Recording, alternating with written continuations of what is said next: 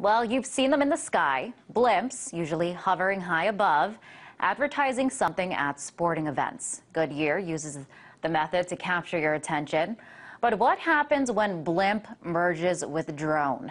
Air Force spy blimps have been used in Iraq and Afghanistan and are able to hover 20,000 feet for up to a week at a time. And they can come with all kinds of nifty devices like cameras, radars, even missiles.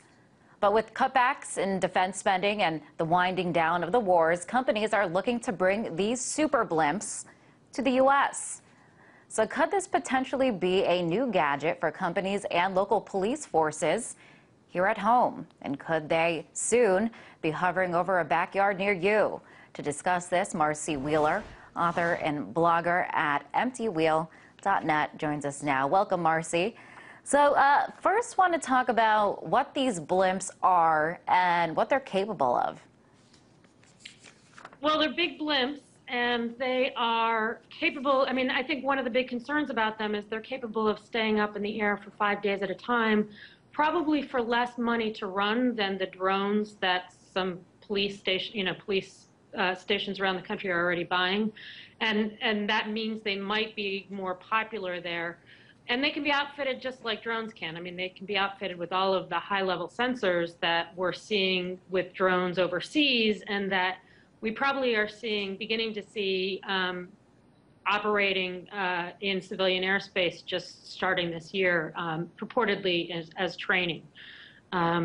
We also just today got information from the Air Force that they can't target you and I personally, but if they incidentally collect information on you and I, they don't have to get rid of that. So once you add these sensors and these high-level cameras onto blimps or drones, that information is going to find its way into the databases, whether it's through Air Force to FBI and ultimately to the National Counterterrorism Center.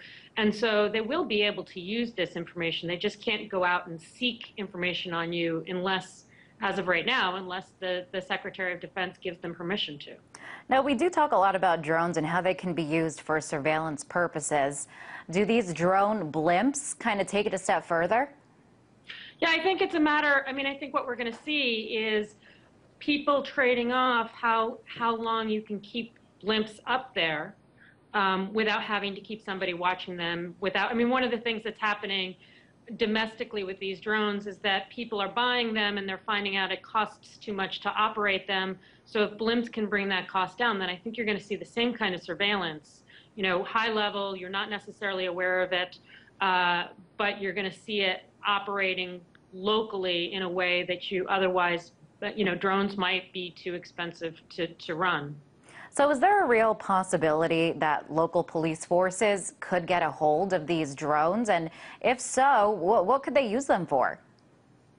Well, the drones and the blimps, I mean, I think one of the reasons why companies are even trying to sell these to local police departments is because there's all this Homeland Security money available. So in other words, there's slush money out there. They're the ones who have money to spend, so they can go and sell them as some kind of application.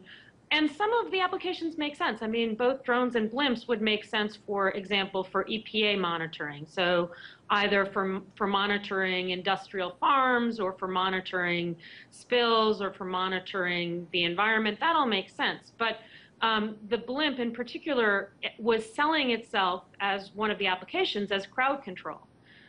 So they are anticipating, or they're at least claiming to anticipate using these in things like monitoring protests. And we did see the crackdown at the Occupy Wall Street protest. Sometimes it was a very brutal crackdown. You saw police in riot gear wearing using pepper spray. Some say that the police reaction seemed more like a military reaction. So could drone blimps be used in circumstances like that? Yeah, I mean, I think at this point you're talking surveillance, and frankly, drones and blimps, as far as I know, are both better. You know, they're more appropriate for more rural areas, but they're certainly being sold for those purposes. And you know, who knows what a local police chief is going to feel obliged to do or feel empowered to do once they've spent all this money on a new toy that they can use. I mean, the other thing where we're clearly going to see this rolled out is on the borders, but we're already seeing drones on the border. So. Well, so ultimately, what could this mean for everyday citizens? I mean, these things were used to monitor possible terrorists. Would these kinds of devices be used to track citizens? They were once used to track terrorists, now going to be used on citizens? Again, right now, the way the Air Force is dealing with this is they can't go out and say, here's Joe terrorist, I'm gonna hunt him down without high-level approval. But they can incidentally pick stuff up. So they may be flying over, I-80, and they find your car and they find some interest in your car for some reason. They can, I mean, that kind of data can, and I suspect will, get sucked up into ultimately the National Counterterrorism Center, which has access to all of these databases at this point, and used to kind of cross-reference with other data. And then again, I don't think we know the full capability of some of the sensors they're putting on the military drones, and so I don't think we know. We know, for example, the drones being used in Iran have the ability to monitor for nuclear energy, but what else are they using? What other kind of fancy sensors are they using? And are we going to see these domestically? That's, I think, a really important question to start asking, because it's not just visuals that drones and blimps are doing. It's also other kinds of data collection. How soon could we expect to see them here on U.S. soil or in our skies? Well, I think the blimp is going to take a little longer because the Air Force isn't really pushing blimp development as a military toy, and therefore it's going to take a little. I mean, unless the companies get really desperate to sell it to somebody. But I mean, we're already seeing drones. The FCC, the FAA has been mandated to roll out guidelines for drones in civilian airspace this year.